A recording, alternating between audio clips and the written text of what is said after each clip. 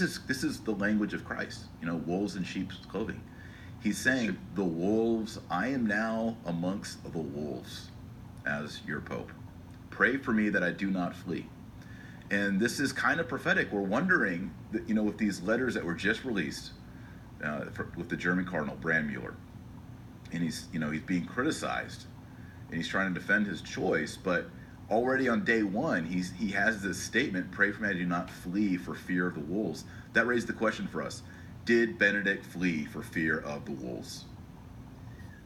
Well, it's a strong evidentiary claim when you say, look at the beginning, look at the end. You could be guilty of the, post hoc fallacy or whatever, of course. This is an airtight.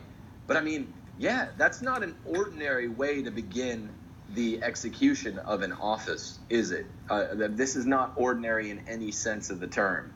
The ordinary way to begin an office is, hooray, thank you, I'm going to do my best to humbly dispose of this office in the best possible way for the life of the Sensus Fidelium, the life of the church, et cetera, et cetera, et cetera.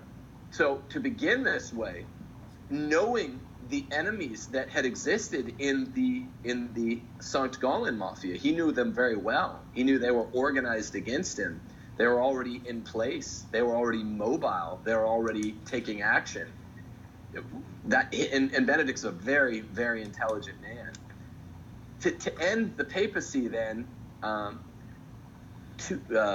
year after this, we're still holding our breath, right? This set of dossiers containing the largest 300-page write-up on the Lavender Mafia, who's presumably the wolves. Right.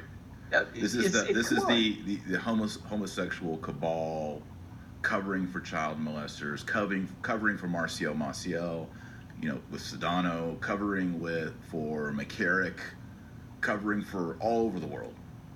Right. These are the wolves. These are dangerous men. We hear of cocaine-fueled orgies in the CDF. Yeah, in the office. Yes. Yeah. So something is infiltrated. Right. Dr. Marshall, there's this video you and I talked about of Cardinal Ratzinger arriving home in Germany and being coldly greeted by cardinals. Would you show this? It's worth showing, I think. Yeah, let's take a look at it. Here it is. Ludzie prawa cały czas papież jest oklaskiwany, przywitany jest tutaj z przedstawicielami władz kościelnych, z biskupami niemieckimi, z kardynałami. Bowiem na początku tego oficjalnego komentarza, że najpierw prezydent przedstawiał Ojcu Świętemu swoich pracowników, można powiedzieć swojej kancelarii. Tym razem Ojciec Święty przedstawia członków orszaku papieskiego. No właśnie, czyli tutaj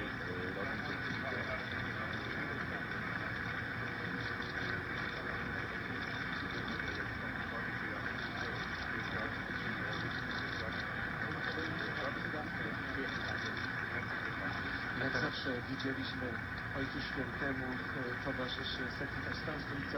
What you see there is evidentiary, right? It's not all dispositive, but what people out there who aren't lawyers don't seem to understand, through no fault, because of the movie depictions of the way that evidence works, is this all really counts. Circumstantial evidence adds up. And when he's getting there and his own countrymen are refusing to shake his hands, and some of them are some well-known German archbishops and cardinals there, there's a really strong case being built. You look at the beginning, you look at even before the beginning of his papacy, arguably when he was the acting pope as CDF, and we know what has been reported ad nauseum about the St. Gallen Mafia. Actually, not ad nauseum, not enough still. Right. You and I have been talking about it ad nauseum, but yeah.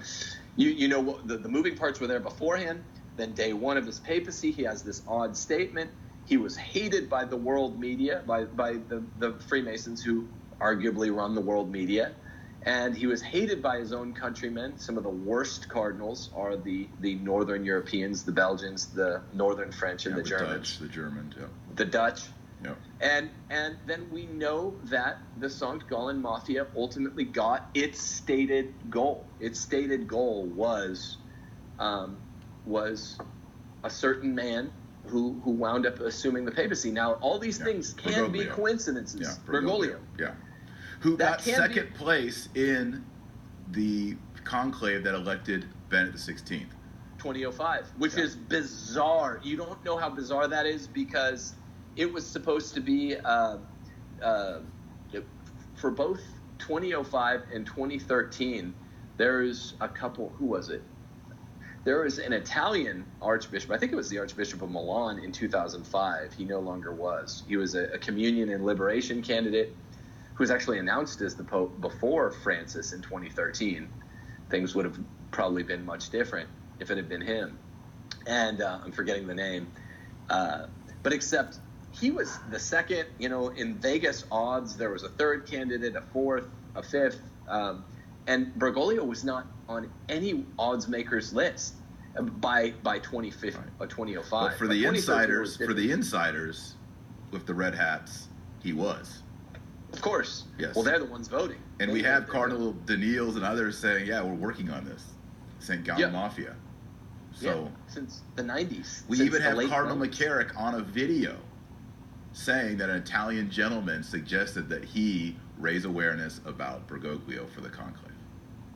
McCarrick. I forgot about that. McCarrick. That's right. I forgot about that. Sleazebag of the entire church, And McCarrick is also the one who is going to China and working out these deals for the church to submit to communist China, to the state.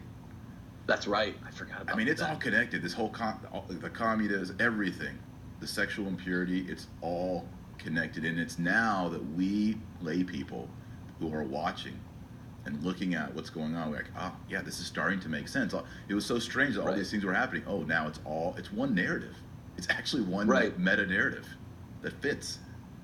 The meta-narrative of entropy, of chaos, the second law of thermodynamics, it works against us always, right? It's easier to break a glass than to, weld a glass together or whatever you do. But it's controlled chaos. And that's why it's all of a piece, to use Patrick Coffin's favorite term, right? It's all of a piece because it's not pure entropy. It's diabolic entropy. It's calculated miscalculation. It's fallen seraphic planning.